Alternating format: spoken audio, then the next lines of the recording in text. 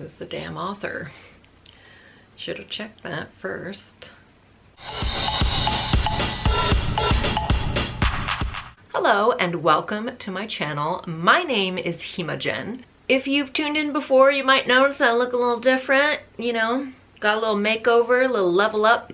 Glasses are new. Harry Potter vibes, I'm not mad about that. Got a new lipstick yesterday, which brings my total of owned lipsticks to 2.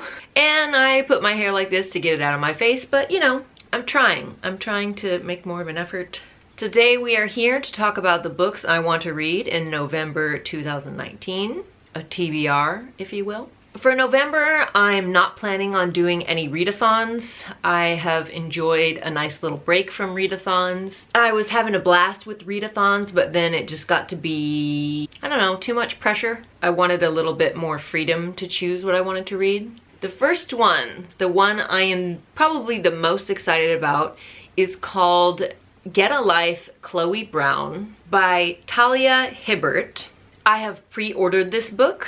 It is due out, what, today's November 4th? I think it's due out tomorrow, but it's coming to me from Book Depository. Probably will be a week or two before I get it. The main reason I am excited to read this book is because the main character has fibromyalgia, and I have fibromyalgia. It is a musculoskeletal pain and fatigue disorder. It affects me on a daily basis. I have to take medicine for it. It doesn't really help, to be honest with you. In a nutshell, my body just hurts all the time, especially my neck, shoulders, and back. I go to a specialist, I get IV injections. Honestly, I'm not sure how much it actually helps. An array of other things that come along with fibromyalgia, like depression, anxiety, migraines. My misophonia is most likely connected to my fibromyalgia, and misophonia is selective sound sensitivity disorder, hatred of sound. I believe this is an Own Voices novel. So let me just take a little peek-see. Let's see. Talia Hibbert is an award-winning Black British author who lives in a bedroom full of books. I like her already. Supposedly, there is a world beyond that room, but she has yet to drum up enough interest to investigate. This is talking about the author now, not talking about the book.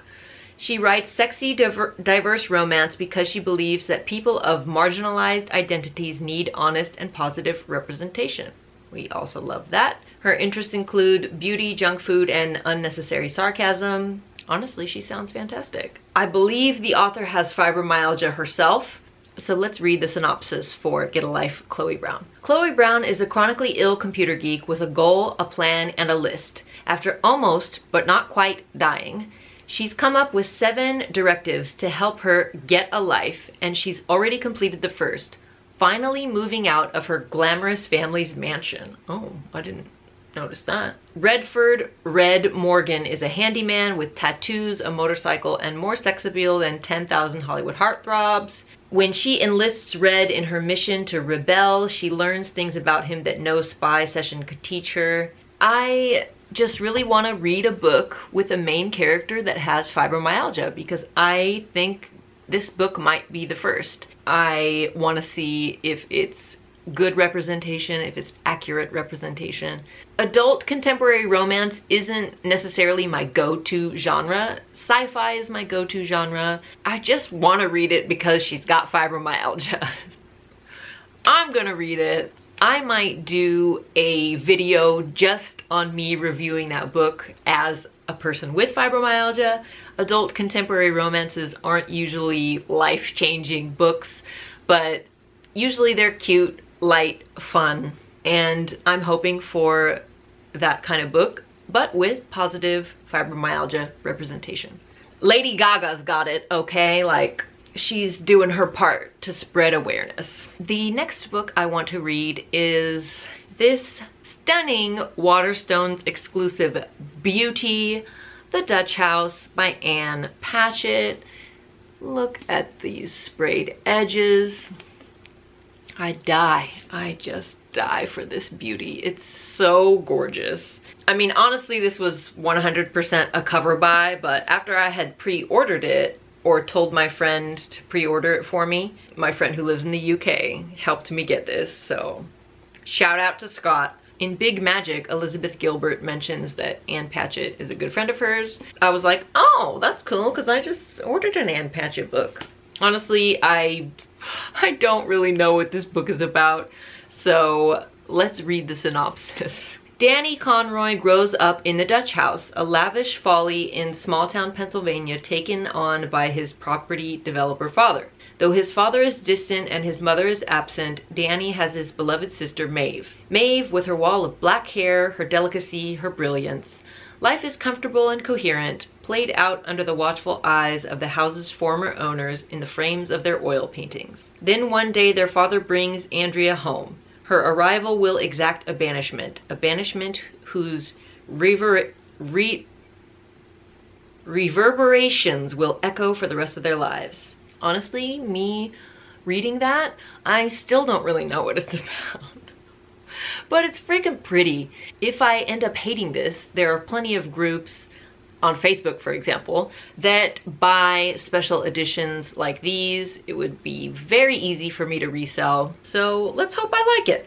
It will be my first Ann Patchett book, so I'm excited. The next book I want to read, as soon as I heard the synopsis of this, I just knew I needed to read it, and that is Well Met by Jen DeLuca. Again, this is an adult contemporary romance, or a new adult. The main characters are in their mid-20s. A woman who kind of gets roped into participating in this town's Renaissance fair. A Renaissance fair? I have never been to a Renaissance fair. I've always wanted to go. You know what? I'm tired of wanting to go to these things and not going. So when I get back to America, it's on. I'm going. I will scour the nation until I find a Renaissance fair. She gets roped into joining this Renaissance fair. She becomes a bar wench, a tavern wench. She meets the guy who kind of runs the fair and they automatically clash. So it's a hate to love romance. Big shocker there.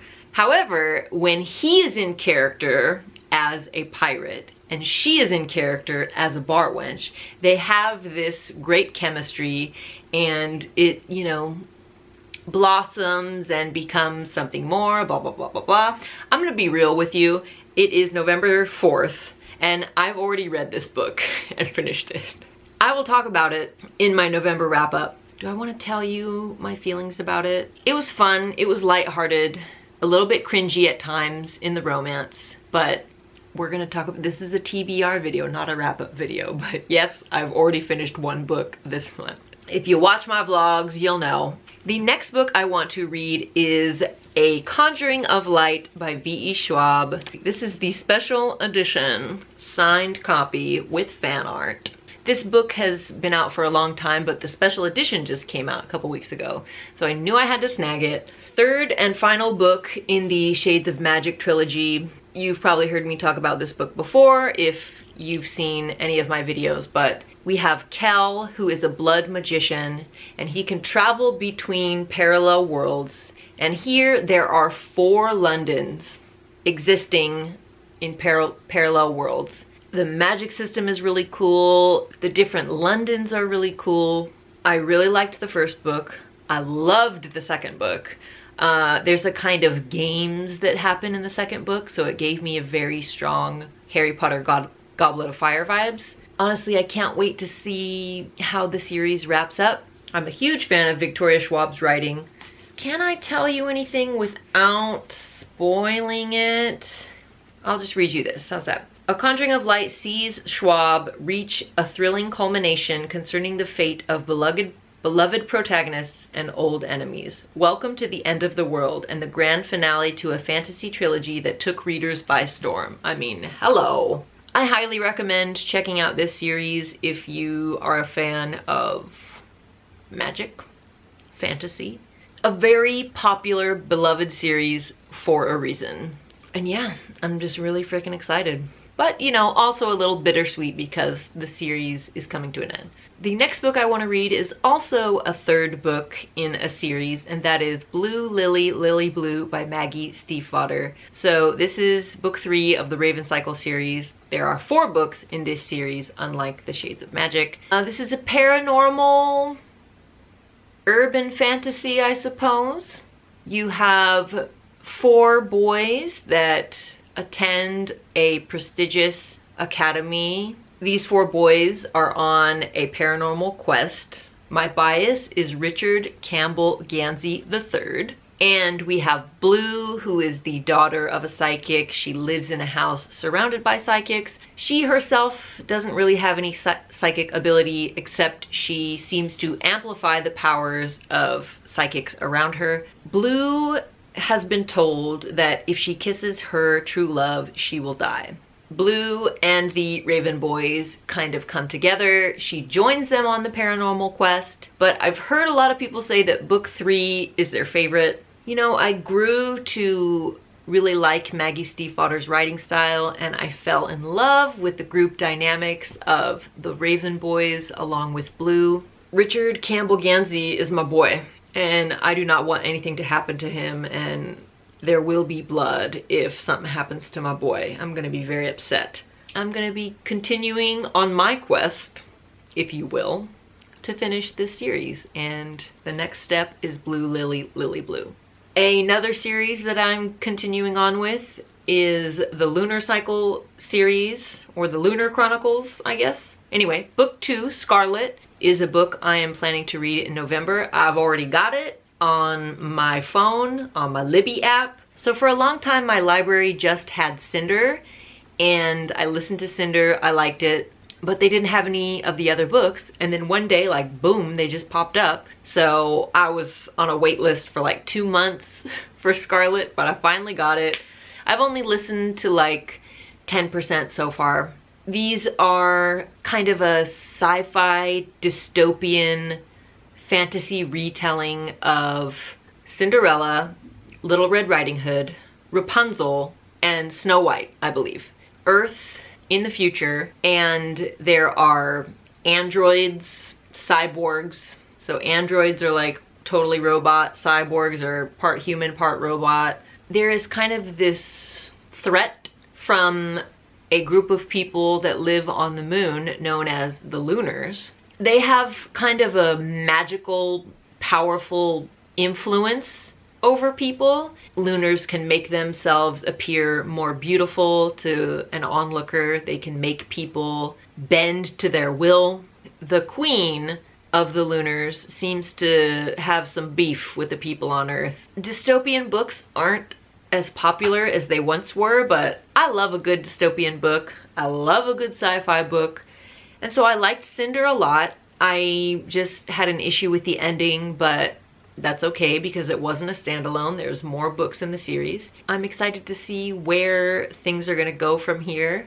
I think we're at the last book. I will probably read more books than this, but I'm kind of at the mercy of Libby and my library and when the books become available. I don't really have a lot of time to physical read, so the 3 physical books I'm planning to read this month are probably going to be all I can do, to be honest with you, and the majority of my books are going to be audiobooks. So but anyway, the last book I want to read is Carry On by Rainbow Rowell. If you saw my October TBR video, I said I kind of wanted to read Pumpkinheads, but I wasn't sure about it because there is some controversy surrounding Rainbow Rowell, and mainly a book she wrote called Eleanor and Park. You know, I've read a few articles about that book, and mainly it seems like Rainbow Rowell produced a very poor representation of a Korean American character. You know, not all representation is good representation. It needs to be good representation in order to be valuable to society and to readers, because if it's poor representation, then it can enforce stereotypes. See, Eleanor and Park was published in 2012. A book like this would not fly in today's standards for what we expect from accurate and good representation. I have not read Eleanor and Park, but the main issues were giving Park, first of all, Park is a very well-known Korean last name. Readers were upset that Rainbow Rowell assigned him Park as a first name. Eleanor, the character, from what I read in articles, she constantly refers to him as the stupid Asian kid. It rubbed a lot of people the wrong way, and I'm not Korean American, so I can't decide what is racist or not toward Korean American people. If a Korean American person says that they found Eleanor and Park to be racist, I have to respect their opinion and say that they're probably right. And so I said, well, I don't really want to support Rainbow Rowell because, you know, she's problematic, blah, blah, blah. And then I bought this. I bought Pumpkinheads, and I bought Wayward Son. So I'm a big fat hypocrite.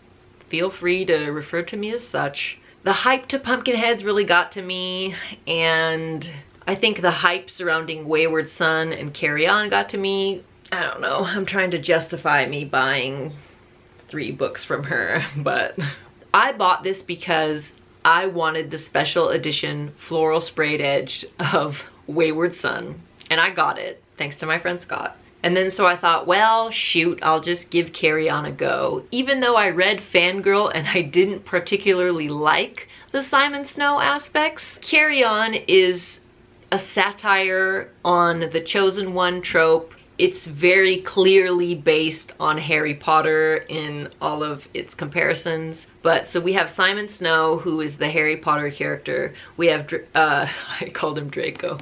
We have Baz, who is the Draco Malfoy character. Like enemies to lovers, so it's essentially gay Harry Potter spin-off fanfiction. I've heard nothing but positive things about this book. However, Wayward Son, I'm pointing over there because Wayward Son is on my bookshelf in my bedroom. I've heard a lot of mixed reviews on Wayward Son, so I don't know, I figure I just gotta read it for myself. Anyway, those are the books I'm planning to read in November of 2019. You know, I've got some fantasy, I've got some contemporary, I've got some sci-fi. But yes, thank you for watching, and I will see you, finger guns, in my next video.